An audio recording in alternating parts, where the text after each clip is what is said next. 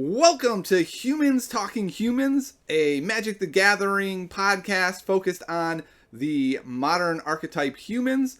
I'm your host, Tiny Grimes. I'll be joined each week by a humans expert, and we'll cover a wide range of topics. This week, we're going to cover 4 topics. We're going to look at the state of the meta post-looting ban, post-Hogak ban, and post-Stoneforge Mystic unbanning. We're going to look at Unsettled Mariner. Is this an amazing card for humans? Is this a terrible card? Is it somewhere in the middle? Then we're going to take a few moments to look at Throne of Eldraine spoilers. Really, we're looking at the Charming Prince, let's be honest. And lastly, we're going to take a deeper dive into the Stoneforge Mystic matchup. What have we been doing? What have we been sideboarding? How have we been playing against that matchup? So without further ado, I bring on my first guest, Kenneth. Kenneth, how you doing, and how much humans have you played in the past 2 weeks or so? Any tournaments, any leagues? What have you been up to? Yeah, I've actually been playing a little bit, testing here and there since we started getting some spoilers. I actually started playing humans because the downfall of taxes in Modern, and so I was really sad to see it go, and I found 5-color humans, and so from there I started playing it. And more recently, I've shifted back into that Stoneblade since we've got it unbanned. I tried to put it in humans, but it just doesn't work there. As far as human goes, I've been playing a couple FNMs, a little bit on MTGO. We put, I think, a couple 4-1s up recently, but nothing too crazy. All right, nice. What would you say your history with the deck has been? When did you start playing it? Yeah, so again, kind of like I said, whenever Death and Taxes started to fall out of the meta, I started playing it a little after Collins Mullen.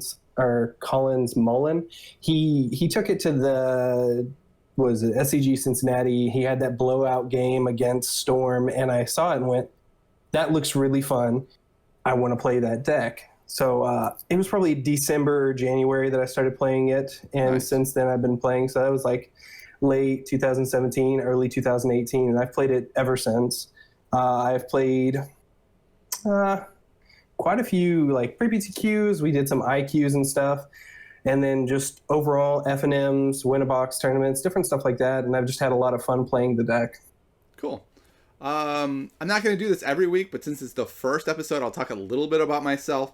I've been playing competitive card games since about 2012. I just jumped into Magic like at the beginning of 2019. Very quickly landed on Modern and Humans. Really started picking up in June. So while I haven't been playing it very long, I have played a ton of matches. I played 32 leagues on MTGO this summer. I streamed a lot of them on Twitch, Tiny Grimes. I've played in a couple big tournaments, like 60 people. I got third in one. I was on track to make the top 8 at another. If I had drawn with my opponent, we would have both been in. But my opponent was like, no, man, I want to go all out. And if one of us lost, we were out. And I was like, what? What are you doing? And then I lost. And then my opponent lost in the first round of the top 8. Not saying I was happy to see that, but it was a little frustrating that I didn't make that top 8. But that's okay. All right. So 100%. That's my experience with humans. I've had a lot of success. But Kenneth, I don't know about you, at the beginning of the summer, I barely even knew what I was doing. And I could just be like, so I win because humans is awesome? Cool. But I've personally found that as the summer has come to a close now, the power level of deck has dropped and my wins are hard fought. What about you? Where do you think human stands in this new metagame that we're at? Ooh, so I'm kind of with you. At the beginning of the summer, it seemed like it was really good. I was finding easy wins against Control. Burn was no problem, even though Burn's still kind of in the same place that it's at. Tron was kind of eh. In our state, the local meta is pretty plagued by Tron, so I'll see that a lot, and I had to kind of shape the deck around that. But I was able to play in a couple different IQs, do fairly well. When it's the sad panda 9th place in one of them that just, if I would have had a little bit better tiebreaker, I would have been up in the top 8. But it seemed to be really playing well. And then towards the end of this, we've had Hogak. That was kind of eh. I actually found some pretty good matchups against it, but I also built the deck to beat Hogak because we were seeing it so much. But the further we get out, I haven't wanted to play it as much. There's a lot of mono red running around, green trons running around. We see scape shift a lot, and don't get me started on that one. That's a tough one. For me, it's Jund. I have a lot of the better players at my local F&M switch to Jund with the rise in power. And that's been really frustrating because I was able to beat those better players because my deck had better matchup against them. And now that's flipped. Not only do I have a worse deck, they're better than me. And that's been especially problematic. I am not beating those guys anymore. Yeah. Understandable. The amount of disruption, spot removal, even like main board plague engineers, it just becomes too problematic for the deck at times. Yeah, Plague Engineer and Ren and 6 are a real issue. Ooh, true facts. Well, let's start with this then. So where do you find humans right now in the metagame? Let's sort of take a look at like what are you seeing in the meta? What are we seeing as results? I guess let's start here. I think if we look at the big tournaments, we're not seeing a lot of humans being played. We're not seeing a lot in the top 8. I saw a humans deck did win a 220-person MCQ in Bologna, Italy, which is great to see. It was 5% of the meta in the team tournament that happened. But I kind of feel like 5% in a team tournament means like that's kind of low, right? It's like out of the top 3, it only made the 5%. Yeah, exactly. It's kind of falling out of favor, and we saw that happen once before, and that was whenever we got the Spirit Lords popping up. I forget what it's called, Supreme Phantom or whatever, and so many people started shifting over to like Azoria Spirits and Bant Spirits because it had just a little bit more synergy with a little more interaction. They were able to play stuff like Chord and Coco and Path, and they had like a creature that was a counterspell on its own. Yeah. So we're going to see a little bit of a shift as everything goes down. But I think that with a meta change as big as we just got, losing Hogak, losing Faithless Looting, but getting Stoneforge Mystic, that's like a whole shift in the meta that we're going to see. And what happens usually is we see that mono red and really quick decks pop up really early, and then we see some kind of mid-rangey control decks pop up, and then we see everything else kind of form towards the end. I think we'll slowly see humans pop back in, but right now everybody else is playing those slower, grindy, big mana decks that just kind of has its way with humans. Yeah, I've been finding when I'm playing on my Magic online leagues, I often get my opponents to 2 and 3, right? And it's just like you said, they just eventually are able to turn the tide enough. They find their board wipe. They're able to remove my creatures. They're able to get their Thopter combo, whatever it is. They're able to just barely get there. What's interesting for me is post Hogak, I think I've played 8 leagues. I have not had a single game against humans. So that kind of gives me a little bit of data that humans really isn't seeing that much play. And it definitely supports what you said. I've seen a ton of Burn, tons of Jund, tons of Stoneforge Mystic. So it's been interesting. It's been challenging. What I find especially intriguing, though, is if humans is this far out of the meta and no one is teching for humans, it kind of feels like we should have a little window there if we can tech for the other decks and no one's teching for us. Yeah, I could see that popping up and becoming a possibility. My issue right now is, like you were talking about with the Ren and 6 decks, the Jund decks. Yeah. With them becoming as problematic as they are, we won't see a lot of play right now because they've got main board answers. They don't even have to worry about sideboard ansers. Yeah, I guess that is the problem, right? They don't even have to tech first. They're like, I was just teching for other decks and just crushed you in the meantime. It's like they have a better matchup already, so why do they need the sideboard cards there? Yeah. Other than that, I think Burn is just kind of one of those iffy matchups. If we look at the list that won the PTQ at Magic Fest, was it Ghent? Sure. Guy went in ticket to the first place, the PTQ, but his sideboard was like 100% to beat Burn, 100% to beat any artifact combos, like hating on. Was that the Tron. 3 Oof deck? What was that? What was that? The one that was running 3 collector Oof? Oh no! This was Okay. 4 Auriok champion, 4 Collector Oof, Oh my 2 goodness. Detention Spheres, 1 Damping Sphere, not Detention Yeah. Sphere. Damping Sphere, 1 extra Deputy of Detention because he's got 2 in the main, 2 Dismember, and 2 Plague Engineer. That So kind of sounds this like a deck, good sideboard to me.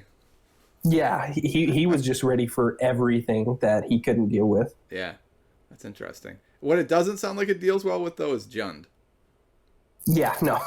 And I wonder if that was just kind of like, well, I'm not planning to see a lot of Jund, and if I do, I'm dead.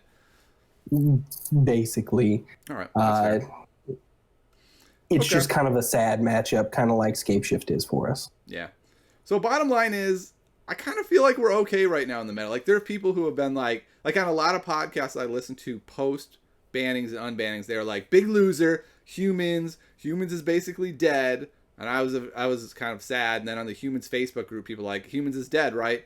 And then some people are like, no, I don't think so. And I don't think so. I don't think we're as dominant as we were before, but I think we're in okay shape. I 5-0'd earlier in the week. I've taken a first place at an F&M since the banning. Like, I still feel like we're okay, but we're not in a dominant spot. Correct. I agree 100% with that. I think we've been knocked off on our backside from our big old horse that we were on in the top of the meta, and then we get a little bit of a change, and we're trying to figure out how to ride this new horse. Yeah, and I think part of the problem is, like you said, the meta's still kind of in flux. Are we teching for Wurza? Are we teching for Tron? Are we teching for Burn? Are we teching for Jund? Should we just give up on Jund? I've seen a lot of people online say, I think Jund's not that bad. All you people who think it's hard are overstating it. I can't even fathom that statement. So either I'm just terrible at this matchup, or they're amazing at it, or they have some very rose-colored glasses on. I'm not entirely sure what the answer is, but I'm leaning toward those rose-colored glasses. I'd kind of agree there. It becomes whether or not the skill level of the pilot of the deck is kind of getting there.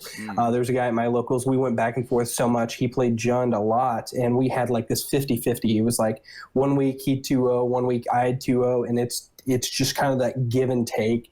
I'd say that Jund is up more nowadays, but an unpopular opinion, I think that we have a good matchup against Wurza, and a lot of people do not agree with me, but the way that I've played the deck, I've lost to Wurza once, and that's about 9 to 10 games.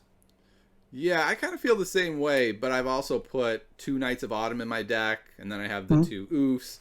I have the Plague Engineer, so I feel like I am teching in answers. I'm putting Dismember in to be able to take out, what's his name? The Urza? big guy. Yeah, Urza. Yeah. Well, the Goblin Engineer itself too, which once it's kind of done its thing, it's done its thing. It just feels like we have a ton of answers to Wurza, and yeah, if they go off on turn 2 or 3, then yes, maybe we're in trouble at that point. But I agree, it feels like we're in a pretty good shape. Having said that, I wouldn't say I've dominated Wurza. I think I'm around 50-50 against them, but I feel like the people I know that have picked up Wurza are actually like the best players in our meta. It hasn't been one of those situations where, the lower tier players are picking it up and losing. It's like the very best players have moved to it, so they are already in good shape. Sure, 100%. All right. Well, so I guess our bottom line is the sky isn't falling as much as some people think it is. There's maybe some cracks in the sky, but it's not falling. So let's move on to our second topic. It's kind of related to the first one, and that is Unsettled Mariner. I don't know if you saw this, but I started a post on Facebook, and I just asked this question. Is Unsettled Mariner being propped up by people making mistakes, and are we just kind of thinking it's better than it is, or not? And I guess the real question is this, Kenneth. I think Unsettled Mariner is good, but that's not the question. There are only so many slots in humans, so in my opinion, it needs to be great to be able to have a slot. What's your take on Unsettled Mariner? Are we running it? Are we running it in the main board, the sideboard? What do you think, Kenneth? Yeah, so for me, Unsettled Mariner, whenever it first came out, whenever I saw the spoiler, I went, oh, that's cool. Card's kind of cool. And then I read Changeling, and I went, oh, hey, we have a Thalia Light that's not it's not legendary, and we have flex spots that we can throw it into. Let's do it. I put it in there. I tested it, and it's, for me, it's really good in some matches, but then it's not so great in other matches. So there's some that are non-interactive matches that you're just like, well, I've got a 2/2 body that pumps my champion and my Thalius Lieutenant. Yeah. But I other than think, that, it doesn't do a whole bunch. right. I think the counter argument, though, is does every card have to be good in every matchup? For instance, Thalia is not always good. If they're more of a creature-based matchup, then Thalia is just kind of hanging out there. But Thalia is so good in other matchups that she's definitely worth it. Oh yeah, and see that's why I say that the card itself is worth testing more. There was a lot of people who hated on the 3-drop. I can't think of it. It's 1 and 2 for the 2/3 that has vigilance, and you search. You look at the top X cards, and then you choose one. What was that? Bugler. Yeah. Bugler? Okay. Yeah. Yeah, so people were talking about that, and they were like, this is the best card for humans. It's great. I actually think that Unsettled Mariner does a better job in the deck than what Bugler does, especially because some of the trickier matchups that we have are the ones that are interacting using multiple points of removal in kind of interaction and stuff. So like Jund, Burn, some forms of control that are a little more mid-rangey. I think that kind of helps those matchups. And especially if we look at adding another blue card to our main board, I'm actually a big proponent for potentially playing Force of Negation in the sideboard, just because it helps out with Scape Shift and some of those other control-y lists that we're not always getting great results from. Interesting. I've been all over the place on Unsettled Mariner, man. At first I was like, doesn't do enough, right? So like when I play against Jund, I don't feel like they're in a big rush, right? They're not like, oh no, it cost me 1 more mana on turn 2 or 3. Like I was just gonna 1-for-1 you anyway until you ran out of cards, and then I was gonna kill you, and then I was gonna play, Liliana and start sacking all your guys. But I haven't been on the other side. It just usually feels like I play Mariner and they're just kind of like, okay, I kill Mariner. And you're like, okay, did that hurt you? And they're like, no, why would that have hurt me? I just paid 2 for the bolt instead of 1. Who cares? I was going to kill the Mariner either way. Yeah. And with that, I don't know. Because decks like that are so low to the ground and their spells are so precious to... They want to play it for 1, and then they want to play like Skewer the Critics or Light Up the Stage. So it's like land, Goblin Guide, swing. You play your Mariner, and then they have to go, bolt it. I can't bolt you and then light up the stage or skewer you. So it becomes a taxing piece that they have to deal with, because in the late game it makes it really challenging for them. Yeah, I agree with that in Burn it does have an impact. I wonder, though, like I see a lot of people cutting, say, Auriok Champion for Mariner, and I feel like Auriok Champion is just better against Burn. 100%. So at that point, you're saying, I'm going to have Auriok Champion and Mariner, and now you're losing slots against other decks, say, Damping Sphere or Gaddock Teague or something like that. I think that, to me, is where the question comes in, like, what are you cutting to fit Mariner in? Yeah, so... I don't know. Again, kind of like I said at the beginning, I think it's a good card. We just need to test with it more to figure out where it needs to go or if it makes it a full fit. I think it has its upsides, but we have to figure out if it's a wide enough card. Yeah. Or if the games that it's impacting are ones that we already have a really hard time with. Yeah, it's interesting because I like last week at my FNM, I put 3 in the sideboard. I played Jund twice. I sided them in, and they did nothing. Like I got 1 out one time. It didn't matter at all. I will say though that like if you can get 2 or 3 out, they're amazing, right? Like if you can go Thalia Mariner, copy Mariner with an image, you've won. You've won the game. Like those decks cannot push through that. So I think the high ceiling on it is super high. The problem is, like you said, the floor is super low. It's just a 2/2 dude that they don't care about. Yeah. All right. So I think we're not going to solve this mystery today. But I will say I think Mariner is good against Jund. It's good against Burn. It's good against any of these matchups where they're trying to use spells to attack you. So the question I think for you out there is, do you expect to see those in your meta this weekend? I put 3 in the main deck for tonight. I expect to see Burn. I expect to see Jund. And we'll see if that ends up paying off or not. All right, Kenneth, I got a question for you. We're moving on to spoilers.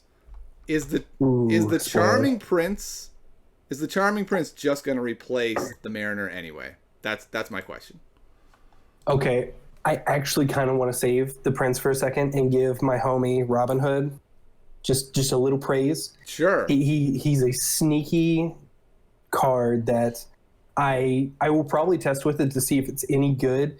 I have a feeling it's not going to be the greatest, but I always get really excited to see human cards that don't have necessarily a drawback to them, but they add like a little finesse to the deck. So getting a 2-drop Hasty Boy with Reach. Let's talk. Let's get the text of is this Robber of the Rich that we're talking about? Yeah, Robber of the Rich. Okay, so Robber of the Rich is a red card. I don't have the image up here. It is 1 red and a neutral to cast.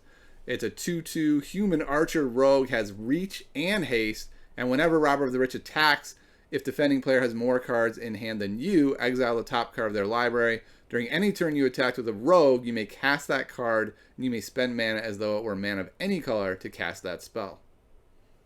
All right, so you're liking this card. It's kind of like that. I think it's the Timmy mentality that I'm just like, ooh, can we play with this because this looks fun. Yeah. I don't actually think we'll see it in the deck, but I think it's a fun card, and I think it needed to be mentioned because I went through all the other spoilers that we have, and all the humans that they're spoiling are so knights, many. And they're giving the knight buffs. There was actually a card that they dropped that literally said, all other non-human creatures enter the battlefield with a +1/+1. I'm just like, yeah, really? They're careful. Are we? They're careful now. Yeah, it's like, are we that bad? But then, like you said, we got our Prince boy, and he's Let's stop he's real looking quick pretty good. on Robber of the Rich. I'm just gonna say this is a bad card. Yeah, for Modern, that is. I can agree. I so much want it to be good. But you're I know right. it's It's cool. It's definitely cool. There's no way this will make it into humans decks. It's just we have too many amazing cards. Like, we're already debating whether Unsettled Mariner goes in, and that card's freaking awesome. I don't think there's room for Robber of the Rich. But like you said, let's turn to Charming Prince. Charming Prince is a creature noble, 1 white, 1 colorless, 2/2, and that's not the important thing. The important thing is it has 3 abilities. When it enters the battlefield, choose 1. Either scry 2, gain 3 life, maybe replacing the Auric Champion there, I don't know, or exile another target creature you own, return to the battlefield under your control at the beginning of the next end step. And as we know, there are a billion enter the battlefield effects, so this could trigger any number of cards to devastating effect. What do you think, Kenneth? Is it good? It's obviously good. The question is it good enough to make a modern humans deck? I'm going to go out on a limb, and I'm actually going to say that I believe it's going to be in the main board. I think it's just that good. I've been doing some play testing with it, and I find that the instance that it comes out, it either shifts the game enough or becomes enough of a problem for the other individual that you're playing against in most matches, whether that be a control match or it ends up being against Burn. Because now putting this into the deck, we're able to gain 3 life. 3 life is sometimes setting Burn back a turn. Yeah. And that feels kind of bad for them. And like you said, we have so many enter the battlefield abilities. We have Reflector Mage, we got Deputy Detention, we got Thalia's Lieutenant. We have pseudo enter the battlefield abilities, such as like Champion, that like whenever things enter the battlefield. I was playing against my buddy who was playing blue-white Stoneblade yesterday, and I literally went land Champion, land Thalia, land, and I attacked and then played a Prince Charming and then dropped a Vial, and I flickered the Thalia so it would be untapped and then put an additional counter on top of that Champion. the next turn he had to path the champion because it was lethal almost.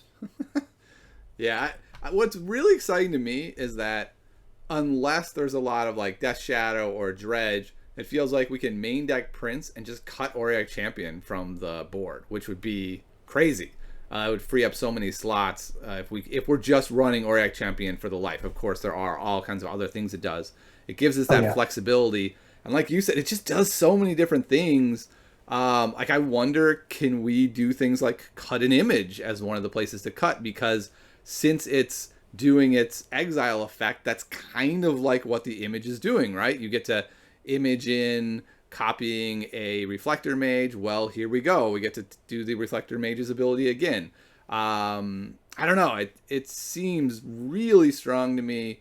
I agree with you. I think there's going to be some number of them in the main board. I wouldn't be entirely shocked if there's 3 or even 4 in the main board. To me, it just looks that good. But it could easily be one of those things where we're just seeing the new card and seeing how amazing it is. And then we start looking at the deck and going, yeah, Kenneth, remember every card in the deck is already amazing? Yeah. So personally, I think that it'll be at least a 3 of. I don't know that we'll get to 4 because what we end up doing there is from what I've been doing, and it's pretty similar to most stock lists right now. What I'm doing is I'm trimming a Thalia down to 3, a Kitesail Freebooter down to 3, and then a Phantasmal Image down to 3. So you're running 3, 3, 3, 3. And then you have a flex slot of like 1 deputy? Oh, I'm actually running 2 deputies right now. Gotcha. That's where I'm at as well. Okay. Yeah, that's a whole different topic, but I think that if you're not running 2 deputies in the main, you're really just kind of kicking yourself. Yeah, for tonight, I put a Mariner in place of one of them. I only have one, and I have the other one on the sideboard. I know. It's a disaster. I'll probably change it before I actually get to the shop. It's what I hammered out at home. Okay, so we're in agreement. Charming Prince is great. Most of the other humans cards are cool, but they're like Robber of the Rich. They're cool cards, but they're just not going to make it into Modern. Exactly. Are you worried? I don't know the name of the card, but there is a card that says, choose a creature type, give them all -3/-3. I've seen some people say like, oh my god, that card just invalidates humans as an archetype. What do you think? No, I don't agree with that. I think that's people hyping it up because they're just like, WotC hates humans. They think it was a mistake. They're trying to kill us. Well, if you're really feeling that way, you probably think that from Dead of Winter whenever they drop that. Yeah. Because we've had Anger, we've had Dead of Winter, we've had every other board wipe imaginable. And humans have still been resilient through it. Sure, your opponent might get to keep their board too, but I don't know. I think there's too much of a drawback for it to be a double black 1 sorcery for it to matter. Yeah. The Rock might play it, but at the same time, I think they've just got better cards. Yeah, I think they just Plague Engineer is just better. Exactly. I agree. I think the only time that card will get played is if a tribal deck becomes a tier 0 deck. Otherwise, the downside is way too much. You're hitting a very small number of decks. And if your weakness is to humans, you can probably run something even better, like, say, Tocatli Honor Guard, which is just a nightmare, or Torpor Orb, or something like that. I just don't think a board wipe that only hits a couple of cards is a great idea. All right, well, let's move on to our final subject of the day, then. Stoneforge Mystic has become unbanned. What have your results been like? Have you played against it with humans, and how have you done? Yeah, so I've done a little A, a little B. So I've been playing it myself because I love Death and Taxes. I played in Legacy. I had all the stuff for it, so I just built banned Stoneblade and been playing the mess out of that. And I love the deck itself. It's got a few issues depending on which route you go, the kind of snow control route or not.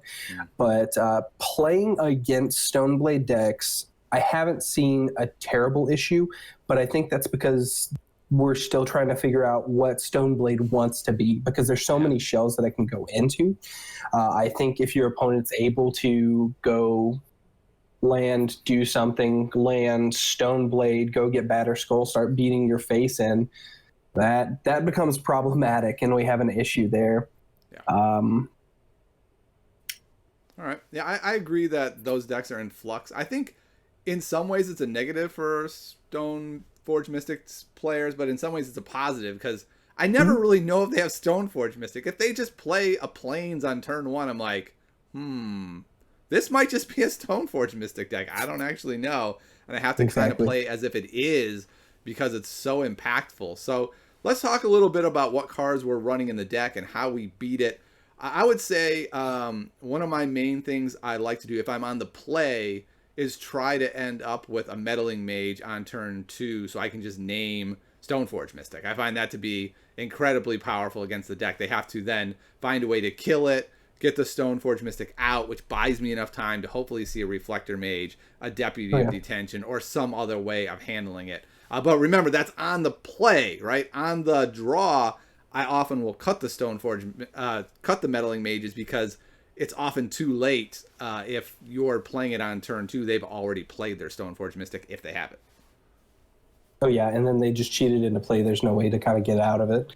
Yeah. They've got their own little vial effect, if you will. Yeah, exactly. Another really important card, I think, in this matchup is the Kitesail Freebooter. And this is another card that's being debated. Is this card good? I think I'm going to say something, Kenneth. I think if you're not running 2 or 3 kite sails in your main board, you are making an error. Correct. 100%. Because nothing feels worse than to be like land vial, tick up, and then whenever they play their Stoneforge Mystic and they search up their Oh, yeah. equipment, and then you just either play your violin, a kitesail freebooter, and take it. Yep. Oops. Yeah, that I feels guess it feels amazing. bad. That is the best feeling ever. You're just like, cool, I got it, and I got a dude on the board. Now you have to kill him and then work around it. Yeah, I think... And Kitesail, by Exactly. the way, hits everything. Like all the top decks we talked about. Burn, Wurza, Tron, Stoneforge Mystic, Jund, Control. It hits every single one of those decks. There's like no top meta deck that Kitesail Freebooter doesn't mess with. Like that card's just bananas. All right. Oh yeah. How I are think you it's a great card. sideboarding? Do you have any special sideboard slots you've dedicated to handling Stoneforge Mystic? Or are you saying between Deputy, Reflector Mage, Meddling Mage, we're good? But with Oof being one of them, I think that's a really good card that we see play out of. They're not able to like re-equip or like bounce back Batterskull. I think there's been, what is it, Vithian Renegade or Zithian Renegade? Okay. That's been seeing a lot more play again too, because it's just like a human that blows up an artifact, Right. and you don't have to go around trying to name the right extra colors to play like a Knight of Autumn. And I That's think what I've that's been doing. where, I've been playing Knight of yeah, Autumn, and I agree, Kenneth. There's some games where it's just a nightmare because he doesn't share traits with other people, and so you're just like, yeah, I drew a Deputy, a Phantasmal Image, and a Knight of Autumn, and I didn't get a Vial. Okay, nightmare. yep, exactly. And so that's the thing that I say is a drawback there, where it does either become a 4/3, or you gain X life, or you blow up an artifact or enchantment. It becomes positive, but I can't think, other than Blood Moon, however many other enchantments there are that are just like difficult to deal with right now. Or Ensnaring that Bridge. what was that? You gotta hit the Ensnaring Bridge, man. Yeah, but that's an artifact, so Yeah. we're good if we play that Renegade. This is Oh the yeah, red okay. green You're one. saying in comparison to the Renegade. Good point. Okay. Yeah, yeah. In comparison to the Renegade, it may be easier because the reason I play 2 deputies in my main is because you can name Wizard, and then you're able to hit your Reflector Mage on time too. But that's only if you need to, and you don't get setback from not being able to cast, say, a Mantis Rider. Yep. So I'd say there's the gray area to be like, hey, do I want to start playing this again instead? But I think also Collector Oof's really good. I still play Dismember. Yeah. Same here. I bumped it up to 2 specifically for this matchup. Being Yeah. able to kill that germ really sets them back a lot.